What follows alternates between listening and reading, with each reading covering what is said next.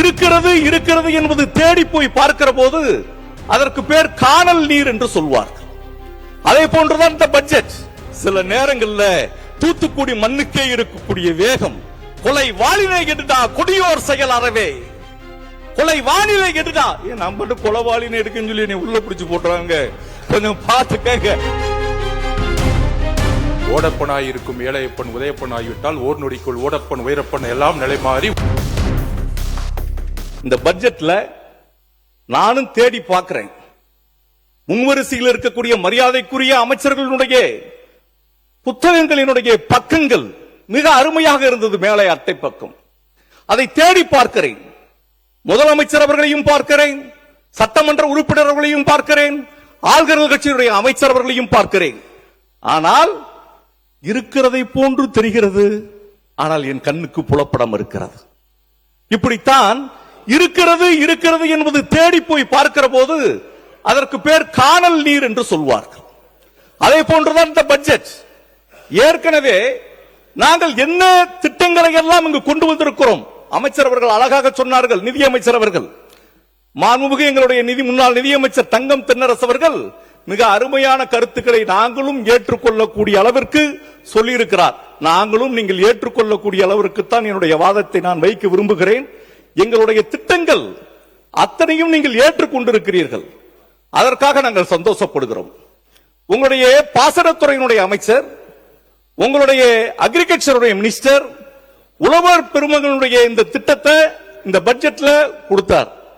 சுழன்றும் ஏற்பின்பது உலகம், உழந்தும் உழவே தலை என்ற வள்ளுவனினுடைய வாக்குக்கேற்ப உழவு தொழிலுக்கு பின்னால் தான் அனைத்து தொழிலுக்குமே செல்கிறது. அந்த அளவிற்கு உழவு தொழிலில் எவ்வளவு சிறப்புகளை இந்த ஆட்சி கொண்டு வந்திருக்கிறது என்பதை நீங்கள் எடுத்து உங்களுடைய பக்கங்களை எல்லாம் வரிவிடாமல் நான் படித்து பார்த்தேன். அதுல நாங்க நுண்ணீர் பாசனம் சொல்லி எங்களுடைய அமைச்சர் MRK அவர்கள் பட்ஜெட்ல, நம்மளுடைய வேளாண்மை பட்ஜெட்ல அவர் வாசிக்கிறார். அவருடைய பக்கத்தையும் எடுத்து பார்த்தேன். 1183 கோடி ரூபாய் பணம் ஒதுக்கீடு பண்ணியிருக்கிறார்கள். 3 லட்சம் ஏக்கர் பாசன பரப்பளவு அது பயன்பெறும் என்று சொல்லி இருக்கிறார். ஆனா உங்களுடைய பட்ஜெட்ல 735 கோடி ரூபாய் அதுக்கு நிதி ஒதுக்கீடு செய்திருக்கிறீங்க. ஒன்னு குறையும் ஒன்னுல கூடும். அதில் நீங்க துளி துளியாய் திட்டம் நுண்ணீர் பாசனம் துளி துளி என்னன்றா பார்த்தேன். அவர் என்ன சொல்லியிருக்கிறார், இவர் என்ன சொல்லியிருக்கிறார், எப்படி டெரிவேட் பண்றது, எப்படி கம்பேரிசன் பண்றதுன்னு சொல்லி அவர் சொன்ன விஷயம் drip irrigation, tube irrigation, sprinkler irrigation, sprayer irrigation, இதுதான் நுண்ணீர் பாசனம். இவங்களுடைய ஏதாவது துளி துளியா என்று சொன்னா வித்தியாசமாக இருக்குமோ அப்படின்னு பார்த்தா அதே விஷயம்தான் அதிலும் கொடுக்கப்பட்டிருக்கிறது. 1 லட்சம் ஏக்கர் மட்டும்தான் அதில் குறைவாக இருக்கிறது, வேற ஒண்ணுமே இல்லை. அதுக்கடுத்து பனை பாதுகாப்பு இயக்கம் நீங்க கொடுத்திருக்கிறீங்க. முன்னாள் அமைச்சர் கொடுத்திருக்கிறது பனை மேம்பாட்டு இயக்கம். ஏதோ ஒரு பெயர் மாற்றங்கள் எது இருந்தாலும் கூட இந்த விஷயங்களை எல்லாம் நீங்கள் எடுத்துக்கொண்டீர்கள். ஏன் மெயின் பட்ஜெட்டுக்கு போகாம அக்ரிகல்ச்சர் பட்ஜெட்டுக்கு போறேன்னா ஒரு விஷயத்தை நீங்க நல்லா புரிஞ்சுக்கிடணும். மாண்புமிகு அமைச்சர் அவர்கள் 10 கோடி ரூபாய் மண்புழு உரம் தயார் பண்ற கேபிட்டல் எக்ஸ்பெண்டிச்சருக்காக ஒதுக்கி இருக்குன்னு சொல்லிக்கிறீங்க. அதே கேபிட்டல் எக்ஸ்பெண்டிச்சரை மண்புழு உரம் தயார் பண்றதுக்காக போன ஆட்சியிலையும் ஒதுக்கி இருக்கிறார். நான் கேட்கிறேன், மாற்றத்திற்கான அரசு என்று நீங்கள் சொன்னீர்கள். இந்த நாடு எவ்வளவோ கனால் இரிகேஷன், எவ்வளவோ dam irrigation, WRD tank irrigation, tube irrigation என்று பல்வேறு இரிகேஷன். ஆனா எங்க ஊரு ரெயின்ஃபெட் இரிகேஷன். மாண்புமிகு நிதியமைச்சருடைய முன்னாள் நிதியமைச்சர் தங்கம் தென்னரசு அவர்களுடைய ஊரு ரெயின்ஃபெட் இரிகேஷன். எங்க ஊர்ல நாங்கள் எந்த விதமான பயிர்களை செய்கிறோம், ஸ்டேட் ஈக்குவலைசேஷன் ஃபண்ட்ல இவங்களுக்கு என்ன இரிகேஷன் இருக்கிறவங்களுக்கு கொடுக்கறீங்க, எங்களுக்கு என்ன கொடுக்க போறீங்கன்னு சொல்லி அதை ஒரு ஈக்குவாலிட்டியா எங்களுக்கு ஏதாவது சலுகைகள் செஞ்சு கொடுப்பீங்கன்னு உங்க பட்ஜெட்ல பார்த்தேன். ஒண்ணுமே இல்லை. இந்த மண்புழு உரத்துக்கு வர்றேன். டிஏபிக்கு சப்சிடிஸ் மட்டும் 63,000 ரூபாய் ஒரு டன் டிஏபிக்கு. ஒரு டன் யூரியாவுக்கு சப்சிடி 35,000 37,000 ரூபாய்.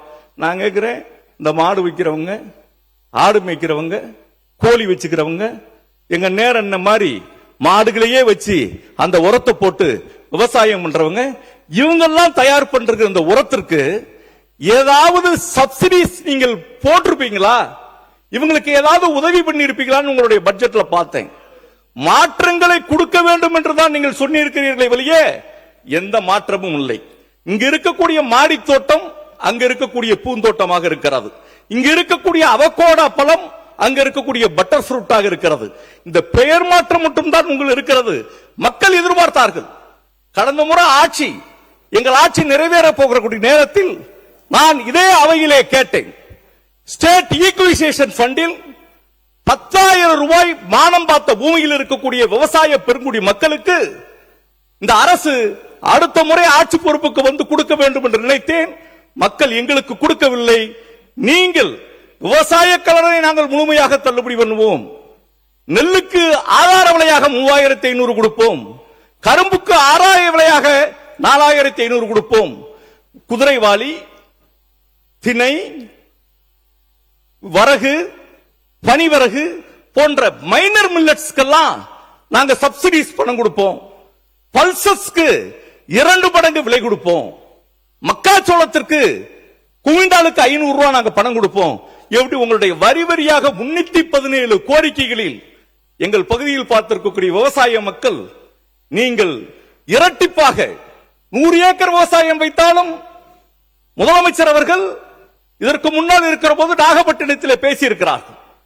விவசாயி என்றால் 1 ஏக்கர் விவசாயம் செய்திருக்கிற விவசாயி தான், 100 ஏக்கர் விவசாயம் பண்ணிருக்கிற ஒரு விவசாயி தான். எல்லாருக்கும் ஒரே மாதிரி தானே இந்த விவசாய கடன் தள்ளுபடி விடும் என்ற கேள்வியை அவர் வைத்திருக்கிறார். அதனாலே மாண்புமிகு முதலமைச்சர் அவர்கள் எங்கள் ஆட்சியில், எங்கள் தானை தலைவனுடைய ஆட்சியில், தமிழ்நாடு போற்றுகிற உத்தம தலைவனுடைய ஆட்சியில் நீங்கள் தேடுகிறீர்களே, இதயமெல்லாம் நிறைந்திருக்கிற மக்களினுடைய கனவு நாயகன் முத்துவேல் கருணாநிதி ஸ்டாலினுடைய ஆட்சியில் ஏறக்குறைய 24,000 கோடி 5 ஏக்கர் நிலத்திற்கு தள்ளுபடி, 5 பவுன் நகைக்கு தள்ளுபடி, சுய உதவி குழுக்கள் கடன் பெற்றிருக்கிற கடனுக்கு தள்ளுபடி என்று மொத்தம் 24,000 கோடியை நாங்கள் பல்வேறு கடன்களில் வரவு வைத்து தள்ளுபடி வைத்திருக்கிறோம். நீங்கள் அதையும் தாண்டி 50,000 கோடி தள்ளுபடி பண்ணுவீர்கள் என்று எதிர்பார்த்தார்கள். மானாபுரி நிலங்களுக்கு மார்க்கெண்டையர் என்ன 10,000 ரூபாய் கேட்கிறது. அன்பு சகோதரர் விஜய் அவர்கள் ஆட்சி பொறுப்புக்கு வந்தால் அவர் 20,000 ரூபாய் மானாபுரி நிலங்களுக்கு கொடுப்பார் என்று மக்கள் எதிர்பார்த்தார்கள். ஆனால் விவசாயிகள் எல்லாம் இப்போது கண்ணீர் வெடித்துக் கொண்டிருக்கிறார். அந்த விவசாய பெருங்குடி மக்களுக்கு ஏதாவது இந்த திட்டத்தில் ஏதாவது கிடைக்கும் என்று பார்த்தோம், எதுவுமே இல்லை. பட்ஜெட்டோடு இதோடு முடிந்து போய்விடவில்லை. மாண்புமிகு நிதியமைச்சர் அவர்களே, நீங்கள் கருணை உள்ளத்தோடு கணக்கு பார்க்க வேண்டாம். தனிநபருடைய கடனில் தான் உங்கள் கண் இருக்கிறது. 1,25,000 ரூபாய் ஒவ்வொரு தனி மனிதனுடைய கடன் தங்கம் தென்னரசு அவர்களுடைய வீட்டுக்கு கொண்டு போய்விடவில்லை. திருச்சியிலே பஞ்சப்பூர் பேருந்து நிலையத்தை நீங்கள் பார்த்தால் சென்டர் சிட்டி திருச்சி பார்க்கிறவர்கள் எல்லாம் வியக்கிறார்கள். கேளம்பாக்கம் பேருந்து நிலையத்தை வியக்கிறார்கள். கிண்டி பாலத்தை வியக்கிறார்கள். மெடிக்கல் கல்லூரிகளை அதிமுக கொண்டு வந்தோம் சொல்லியிருக்கிறோம். உங்களையும் நாங்கள் ஆதரிக்கிறோம். நாங்களும் கொண்டு வந்திருக்கிறோம், எங்களையும் ஆதரிக்கிறோம். இதையெல்லாம் development, education development, medical development, social development, இந்த இண்டெக்ஸ் காண்டி தான் இந்த பணத்தை செலவழிச்சுக்கிறோம். கடன் வாங்குறோம். இங்க வரக்கூடிய சட்டமன்ற உறுப்பினர்கள், நாடாளுமன்ற உறுப்பினர்கள், இங்க இருக்கக்கூடிய தொழிலதிபர்கள் கார் வாங்குறாங்க. யுனோவா கார் 32 லட்சம் 37 லட்சம் வருது. 37 லட்சத்துக்கு பிரீமியம் காசு 10 லட்சம் 5 லட்சத்துக்கு கட்டிட்டு என்ன செய்யறோம்? கார் வாங்கிட்டு வர்றோம். வீடு லோன் வாங்குறோம். சென்னை இவ்வளவு பெரிய சிட்டியா டெவலப் ஆயிருக்கு. பாரிஸ் நகரத்து வீதிகளை விட சென்னை பிரம்மாண்டமாக இருக்கிறது. அவ்வளவு பெரிய அபார்ட்மெண்ட்ஸ். அண்ணன் சேகர் பாபு சிஎம்டிஏ மினிஸ்டரா இருந்திருக்கிறார். அபார்ட்மெண்ட்ஸ் கட்டுறவங்க அவங்க சொந்த காசுல வந்திருக்காங்க. கடன் எதற்காக வாங்கப்படுகிறது? அது மூலதன செலவுக்காக வாங்கப்படுகிறது. ஏழைகளினுடைய கல்விக்காக வாங்கப்படுகிறது. எந்த கடனுமே வாங்க முடியாமல் இருக்கிற அன்றாடம் காட்சியாக இருக்கிற ஒரு 131 கோடியே 31 லட்சம் பெண்களுக்கு மாதம் 1000 ரூபாய் கொடுத்தது. என் இடைநிற்றல் 10வது வகுப்பு 12வது வகுப்பு நின்று போயிடக்கூடாது. அவன் பிஜி வரைக்கும் படிக்கட்டும். எவ்வளவு பிஹெச்டி வரைக்கும் படிச்சாலும் மாசம் உனக்கு 1000 ரூபாய் தர்றேன். நீ எவ்வளவு வரைக்கும் படிச்சாலும் தமிழ் புதுமை பெண் திட்டம் எவ்வளவோ திட்டங்களை அள்ளி கொடுத்த அந்த நாயகன் அந்த பட்ஜெட் எல்லாம் இங்க ஏதாவது இருக்குமா? உறுப்பினர் 14 நிமிஷம் பேச வச்சிருக்கேன், 2 நிமிஷத்துல முடிச்சிருங்க. நீங்க இதுவரைக்கும் நல்ல நான் என் கூட சட்டமன்ற உறுப்பினராக இருந்தவர் அண்ணன் ஜேசிடி பிரபாகர், அவரை போன்ற ஒரு பண்பாளராக இருக்க வேண்டும் தான் நான் நினைச்சேன். சில நேரங்கள்ல தூத்துக்குடி மண்ணுக்கே இருக்கக்கூடிய வேகம், கொலை வாளினை எடுடா கொடியோர் செயல் அறவே, கொலை வானிலை எடுடா நான் பட்டு கொலவாளினை எடுக்குன்னு சொல்லி நீ உள்ள பிடிச்சு போட்டுறாங்க, கொஞ்சம் பார்த்துக்கங்க. பாவேந்தன் பாரதிதாசனுடைய வரிகளை நான் நினைவுபடுத்த விரும்புகிறேன். கொலை வாளினை எடுடா பெரும் கொடியோர் செயல் அறவே, பாரதிதாசன் சொன்னார். அந்த பாரதிதாசன் தான் சொன்னார், இருட்டறையில் உள்ளதடா உலகம், பூட்டிய இரும்பு கூண்டின் கதவு உடைக்கப்பட்டது, சிறுத்தையே உன்னை எலியனை இகழ்ந்த ஒரு மத்தியில் சிம்புட்பறவையே சிறையை விரி வெளியில் வா என்று கேட்டார். ஆம், அந்த பாலை சிறைச்சாலையில் தான் இந்துக்கள் சைவர்கள் காசிக்கு செல்கிறார்கள், வைணவர்கள் திருப்பதிக்கு செல்கிறார்கள், கிறிஸ்தவர்கள் எங்களுடைய சபாநாயகரை போன்றிருக்கிறவர்கள் ஜெருசலேம் போறாங்க, அங்கிருந்து மெக்காவுக்கு செல்கிறார்கள் இஸ்லாமியர்கள். ஆனால் திமுகவினுடைய தொண்டர்கள் அமைச்சர் கொஞ்சம் இளைப்பாரு. மாண்புமிகு பேரவைத் தலைவர்களே, பாரதிதாசனுடைய கோட்டை சொன்னார் அவரு வரிகளை. எங்களுடைய மாண்புமிகு முதலமைச்சருடைய ஆட்சி 2026க்கு வருவதற்கு முன்பு அதே பாரதிதாசன் கவிதைகள் வரியில் எங்களுடைய பிரச்சாரம் இருந்தது. ஓடப்பனாய் இருக்கும் ஏழையப்பன் உதயப்பன் ஆகிவிட்டால் ஓர் நொடிக்குள் ஓடப்பன் உயரப்பன் எல்லாம் நிலை மாறி ஒப்பப்பர் ஆகிவிடுவார். இதுதான் எங்களுடைய ஆட்சி. தொடருங்க. மகிழ்ச்சி, நீங்கள் பாரதிதாசனை மதித்திருக்கிறீர்கள்.